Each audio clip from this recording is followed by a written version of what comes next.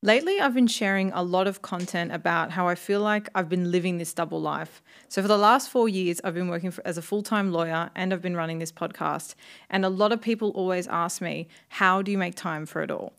Now, I can tell you after being consistent for 4 years and not missing a single week on the show, it's not luck and it's certainly not a miracle. It is, however, strategy and clarity. And today I want to share with you guys that blueprint because I want you to equally be able to fit everything you want in your week without compromising the things that matter most. That's your health, your relationships, and your big goals and dreams. This isn't clickbait. It's a legit process, and I'm going to give it to you for free today. And on top of sharing this exact blueprint, I'm going to give you guys a bonus tip, so make sure you stick around until the end. Hey balancers, and welcome back to another episode of the Balance Theory podcast. I'm your host, Erica, and today we're going to be talking about something that I'm extremely passionate about. In fact, it's the actual backbone and the core of this entire podcast. So the Balance Theory, for those of you that don't know, or for those of you that have come across it more recently, is a podcast about reframing the way we look at life balance. Now, a bit of context about me. About 4 years ago, when I was ideating on what do I want to talk about on a podcast, what do I want the show to be about, what am I most passionate about, I really started to think about how I felt trapped in this dilemma of having to choose between my success and my ambition and all these things I wanted to achieve. I felt like I was really stuck and I had to choose between that or the things that mattered, my health, my relationships, right? I had this prefixed notion or idea that it had to be one or the other. You can't go all in on your dreams and have success if you're making all this time for your health and your relationships, right? I kind of felt like if I was doing anything but working on my dreams and my goals, I was wasting time.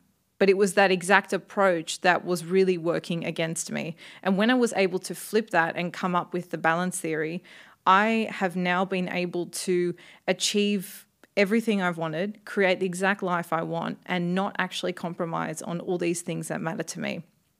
At the end of the day, a big realization I had was that if I can be my healthiest self, if I can be my happiest self because I'm investing in the relationships that give me the most energy, then I am going to be the best version of myself to achieve and succeed in all these things that I want. So finding a way to balance all those things in a sustainable way became super important to me and created the whole backbone of this podcast. So if you're feeling like I was 4 years ago, where you want to be your healthiest self, but you also want to achieve all these things and you feel like you have to choose between the two, I'm telling you now, the silver lining is you don't, and there is a blueprint that's going to help you work all of that out. Now, a little bit of background here, I guess. I want to share something with you guys called the garden analogy, which is really what underpins the balance theory. So when I was really struggling with how do I fit all this stuff into my time, my issue was that I was looking at these different categories or these different areas of my life, which I've broken down into three: your health, your relationships, and your fulfillment or your work. I was looking at these areas like juggling balls, like things I needed to juggle and fit into my schedule. And that approach created a lot of stress and overwhelm when I was looking at my time. So I've shifted away from that. And I've started looking at these areas as more like garden beds. Now, what that means is each garden bed, so each area of my life, requires some general maintenance or upkeep in order to be sustained. So I call these your non-negotiables. And these would be akin to your sun and your water, right? It's the basics, the bare essentials that your areas of your life need in order to thrive and survive. Now, the beauty of looking at the areas of your life like garden beds is because it allows for something very important, and that is flexibility. Like garden beds, different gardens kind of flourish or season at different moments in time, right? So looking at them like garden beds helps you embrace the seasonality of life. Now, what does that mean in practical terms? It means that sometimes it's a work season. You have to be on, that area demands more from your time and you need to be able to invest more time into that garden over the other two. But instead of neglecting the other two, which is what we often do when we're trying to go all in on an area, we're clear on what those non-negotiables are, the sun and the water for that garden bed. And so instead of neglecting it, we give it the bare essential so it doesn't completely wilt away and forget about it. We give them the bare essentials whilst going all in on whatever area is demanding that time. Then there might be another season where your health takes the front foot and you need to go all in on your health category, and similarly, you would say, okay, what are the bare essentials for my relationships and my work? What's the bare minimum I need to do to keep those surviving so I don't completely forget them? And this is kind of how we come to our balance. So shifting out of looking at them as juggling balls and into looking at them as garden beds has been a really nice reframe that's helped me have a completely different approach to the way I structure my time. Now that we're clear on that, let's dive into like the planning and strategy part, right? So this is more the concept that sits in front of or behind, let's say, the concept. But I think that's a really important distinction to make in order for you to really embrace the planning side of this. Now, luckily for you, I've actually already compiled this into a completely free worksheet. It's a 2-pager and it will basically be like an exercise that you can follow to complete this in your own time, at home, or ongoingly as these things kind of change or you feel like you need to just reconnect with your balance. So I've popped the link to that in the show notes. If you're watching on YouTube, it's now on the screen. And you can just download that and fill it out. But I'm going to explain to you exactly how you're going to do that now. So the first thing is our priority lists. Now, I've already introduced you the first category. So if we come back to the analogy of our garden beds, our first category of priorities are our non-negotiables. Like we discussed, they're the bare essentials those garden beds need in order to survive. To give you guys a little bit of a practical example. So for my health right now at this moment in time, my non-negotiables are 9 hours of sleep. They are making my own meals, home-cooked meals. It's having sufficient water every day, and it's moving my body every day. Now, it's very easy to go and make this a 20-page list, a 50 bullet point exercise. But what you really want to do is condense this into the absolute top things. Basically, I look at it as the things that let you show up and have the energy to do exactly what you need to do. So when I was thinking about mine, yes, I could have gone on and made a way more comprehensive list. But for me, it was like, what are the things that if I didn't have them, I would immediately feel a difference in my energy, in my output, in the way I show up every day? And I came up with these 4.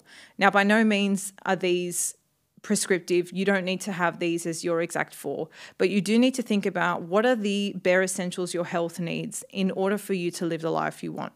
It goes the same for your relationships, right? For me, that looks like some quality one-on-one time with my husband, whether that's 10 minutes a night or 1 hour. It's just quality time, not about the quantity.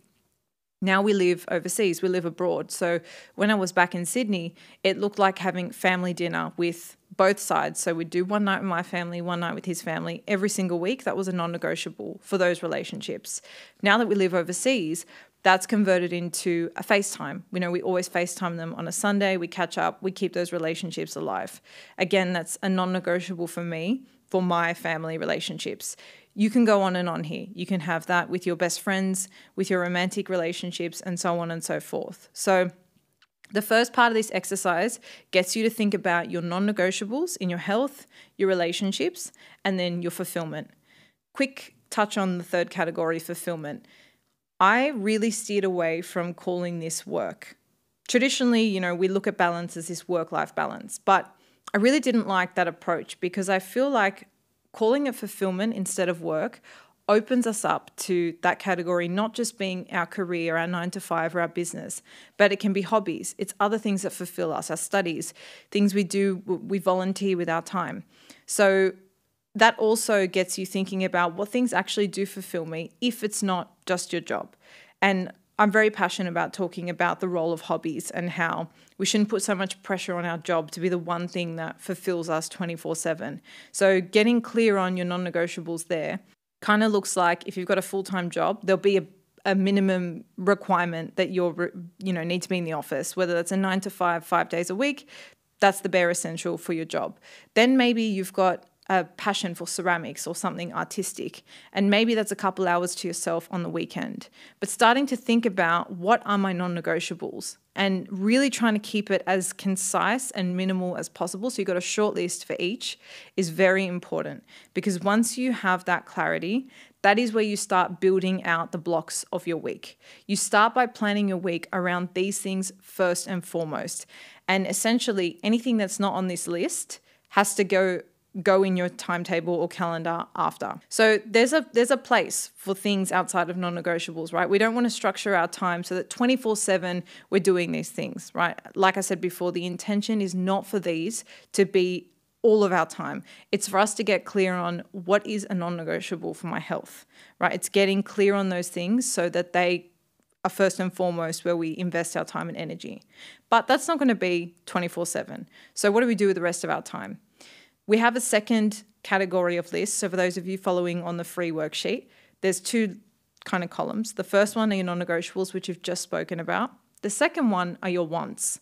I still call these priorities, but if we circle back to the garden analogy, your wants would be something like if you added fertilizer to your garden, if a bee came and pollinated, it would only amplify or allow what's there to grow in and flourish in a better way. It's not going to die or not be sustained without it, but it's only going to be a value add. So what I really loved doing at the beginning when I started this podcast and I was thinking about the concept is I would look at my non-negotiables and I would almost extend them. So I would say if I had another 4 things I could add to my non-negotiables, right? They don't quite make the top 4, but they would be such a value add if I had time for them. Those would come under that second category of your wants. So this could be a cold plunge once a week for your health, or maybe it's going for a run. You don't have time for it during the week, but if you can fit it in on the weekend, it's great. A sunset walk, maybe you like swimming. You kind of start to think about if I was to extend beyond just the bare essentials for that category, what would that look like? And what you end up with is this beautiful menu option of things that if you have extra time or you want to fill out your weekends doing things, these are things that are only going to be value adds to what you've already identified are non-negotiables. So we kind of start with the non-negotiables, then we move into the wants. And it gives us this beautiful hierarchy and clarity as to what's actually important to us. And this is very important because balance is defined by your priorities and how you spend your time. So if you're not clear on those things, it's very difficult for you to feel like you have balance because you don't know what that balance actually looks like. So that's kind of the first part of this exercise, first part of the blueprint. The second part is where we actually strategically time block. So we use these 2 lists that we've done to organize our week. So on the second page, you'll see that there's a Monday to Sunday calendar with times on the side.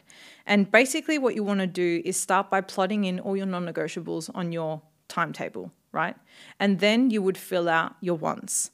And what I would actually suggest, if you've never actually tracked your time, what I would highly recommend is that for 1 week straight, you actually track your time. So use this second page almost as like a diary and fill out how you're actually spending your time from the beginning now without even changing anything.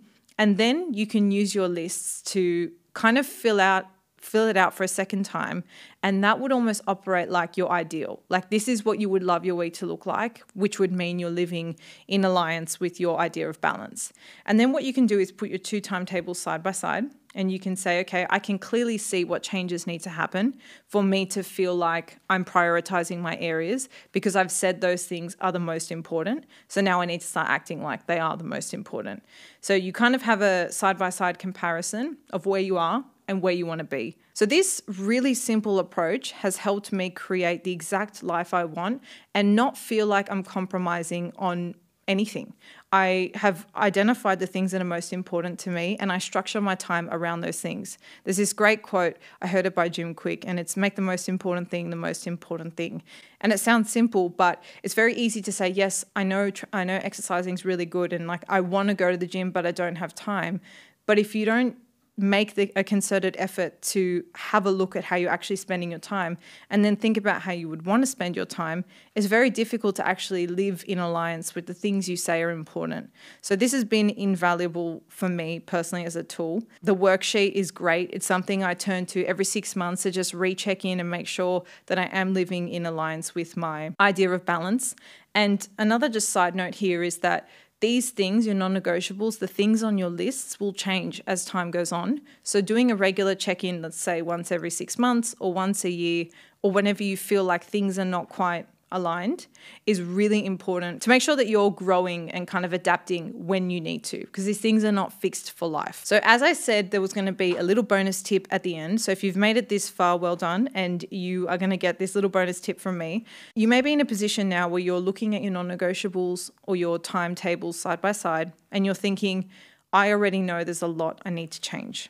And you can feel very motivated after doing something like this and really want to go and just do an overhaul of every single area of your life. But please don't do that. My biggest tip to you is that write out an actionable list. So maybe you've got, 4, 5, 10, whatever, things that you need to shift or change, whether that's stuff you need to start doing or things you need to stop doing. It's very tempting to want to go, next week I'm starting at scratch. I'm going to start meal prepping. I'm going to start sleeping. I'm going to start going to the gym 5 days a week. You probably have that fire within you now. But the reason that is really dangerous to do is because when you uphold everything all at once, it is a lot more difficult to maintain that in the long run. So what I would say to you is order those changes you want to make from most important to least important. What's the most important change you need to make today, starting today? What's the one you want to start with first? And then you just start with that one. If it's starting to exercise and your goal is to go 5 days a week, next week, I want you to go to the gym once. The week after you go twice. The week after that, you go 3 times until you build up to 5, until that feels like routine and habit to you. They say it's about 66 days before a habit really becomes part of your routine. You want that to have time to settle in and actually feel like second nature before you then start going on to the next one. Because when you make too much change at once, it's really chaotic and nothing feels stable and kind of like consistent. And we need that level of consistency to feel safe. So be very mindful you're not changing too many things at once. Pick one thing, change it once at a time. Once that habit or that adaptation feels normal and natural and it's second nature to you, then you go on to the next thing. If you guys have enjoyed these tips, enjoyed the video, if you've downloaded the workbook and you are so excited to dive into it, make sure you give this video a thumbs up. It really helps us with the algorithm. And of course, do not forget to subscribe and hit the bell notification so you don't miss any future content coming out. That's it from me, guys. I'll see you all next week for another episode. And until then, stay balanced.